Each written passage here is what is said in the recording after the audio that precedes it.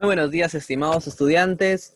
Estamos aquí nuevamente para poder seguir con nuestro estudio acerca de enlaces químicos. Y el día de hoy vamos a hablar acerca de aspectos un poquito más profundos, ¿sí? Y también vamos a hablar de fuerzas intermoleculares. Así que vamos con nuestro tema de estudio del día de hoy. Querido Padre que estás en los cielos, gracias te damos, Señor, porque en esta mañana aquí tus hijos están reunidos nuevamente para poder aprender más acerca del estudio de la química y de todo lo que involucra este gran universo. Te pido que los bendigas y que los protejas, Señor, si es que van a salir de casa, papá, mamá o ellos, por favor que salgan protegidos, Señor, porque en estos tiempos tan difíciles debemos cuidar de nuestros seres queridos y amados. Protégenos en el nombre de Jesús. Amén. Muy bien, estimados estudiantes, entonces el día de hoy vamos a hablar acerca de la fórmula de Lewis. Vamos a aprender cómo escribir Lewis, ¿sí? Y vamos a hablar acerca de las fuerzas intermoleculares también. Correcto, ya la próxima semana estamos entrando en una clase práctica y ya estaremos pues enviando un enlace para poder compartir más acerca de este fabuloso tema, ¿sí? Vamos a comenzar entonces. Hablemos de la comparación de la electronegatividad que quedó pendiente en la clase pasada, ¿sí? Y es que habíamos dicho que existía un enlace covalente, ¿sí? Covalente apolar, un enlace covalente polar y un enlace iónico propiamente, ¿se recuerdan? Entonces, cuando hablamos de electronegatividades, ¿sí? Cuando hablamos de electronegatividades, vamos a oscilar para poder determinar qué tipo de enlace estamos viendo, ¿sí? Porque si bien es cierto, hacemos nuestro diagrama de Lewis y aparentemente puede parecernos que es un tipo de enlace, debemos estar seguros de ello. Entonces, cuando nosotros restemos electronegatividades, si el resultado oscila entre 0 y menor a 0,4, vamos a nombrar como un enlace covalente apolar. Si el resultado de la sustracción de electronegatividades es mayor o igual a 0,4 y menor a 1,7, el enlace será enlace covalente polar, ¿sí? Pero si el resultado es mayor a 1,7, el enlace es iónico, ¿sí? Si es mayor o igual, ¿sí? El enlace es iónico. Muy bien, entonces aclarado ello, vamos con lo que concierne al tema de hoy. Tenemos la escritura de la fórmula de Lewis. ¿Cómo se escribe o cómo se grafica la fórmula de Lewis? Paso número 1. En las moléculas inorgánicas, que es lo que nos vamos a enfocar durante nuestro estudio de este tema, y en los iones, el átomo central es el que tiene mayor valor absoluto del electronegatividad, ¿correcto? El elemento con menos electronegatividad es generalmente el átomo central, ¿ya? Ese es como primer paso. Segundo paso, el hidrógeno nunca va a ser un átomo central y generalmente se va a ubicar en los extremos y ya vamos a ver ejemplos de ello. Tercer paso, los átomos de oxígeno no se enlazan entre sí, excepto en las moléculas de oxígeno diatómico o oxígeno triatómico, propiamente el ozono, ¿sí? Y, lógico, en los peróxidos. Cuarto paso, ¿sí? Cuarto paso que ustedes tienen que tener en cuenta y tienen que aprender. En los ácidos ternarios, el hidrógeno se enlaza a un átomo de oxígeno, no al átomo central, con algunas excepciones, como por ejemplo el ácido fosfórico, ¿sí? Muy bien.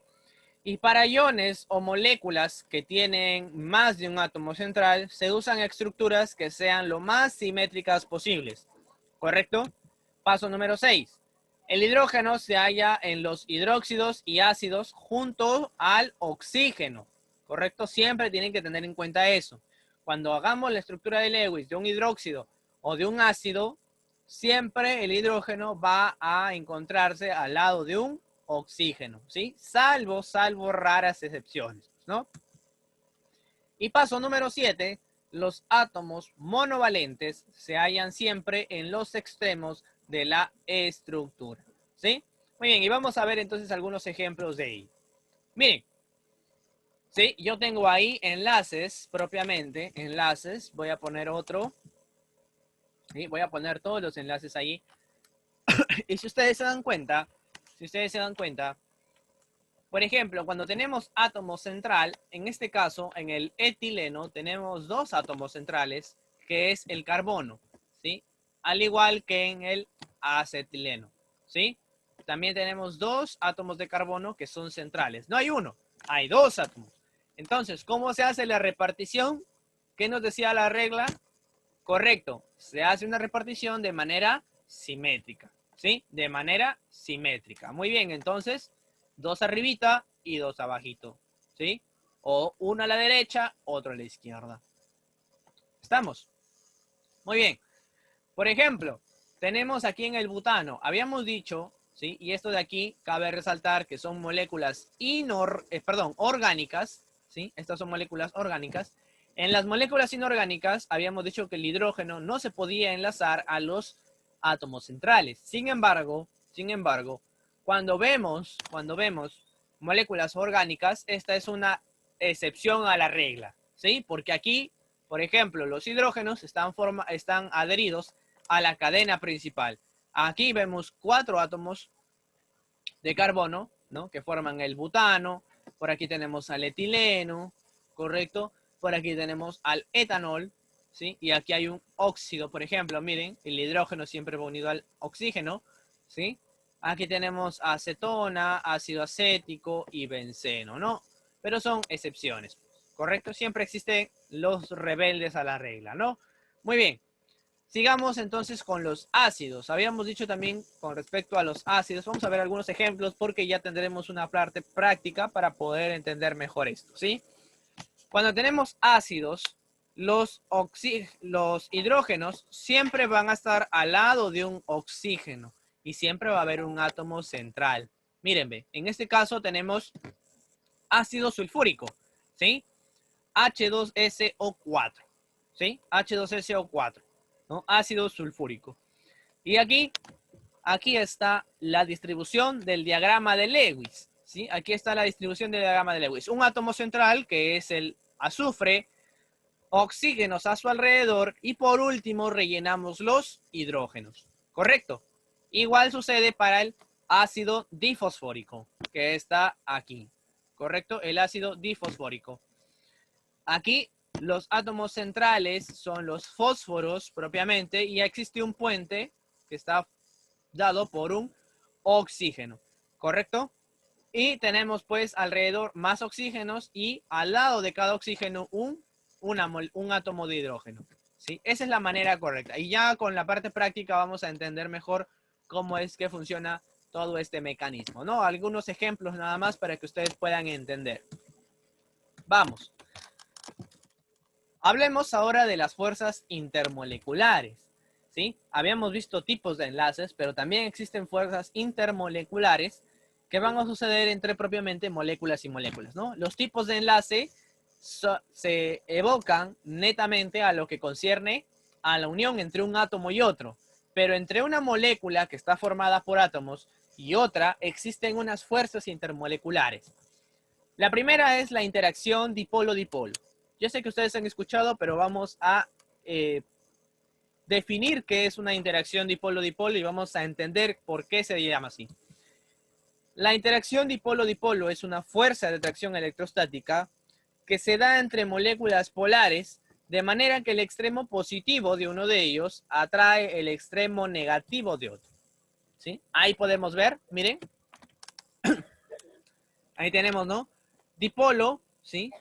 Dipolo significa dos polos, ¿no? Una molécula contiene dos polos, un polo positivo y un polo negativo, ¿sí? Entonces, la interacción dipolo-dipolo va a suceder entre los polos, ¿sí? Y es básicamente una interacción paralela, si ustedes se dan cuenta.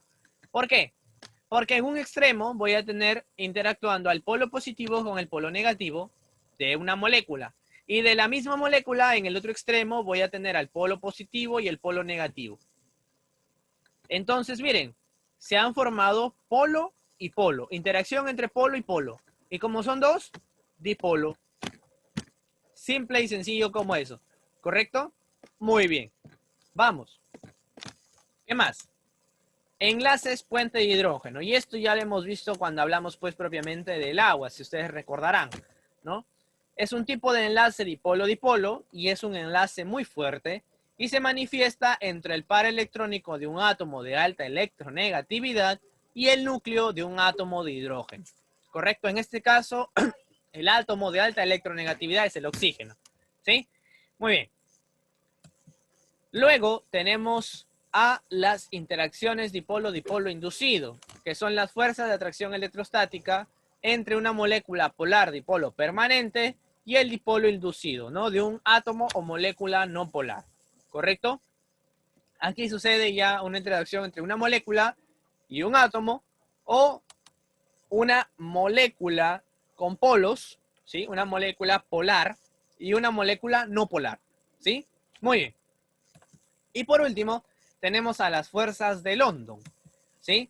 Normalmente o antiguamente se le conocía también con el nombre de fuerzas de dispersión o también fuerzas de Van der Waals, ¿sí? Son fuerzas de atracción débiles, ya que se da entre moléculas apolares, entre dipolos no permanentes, en dipolos instantáneos y dipolos inducidos, ¿sí?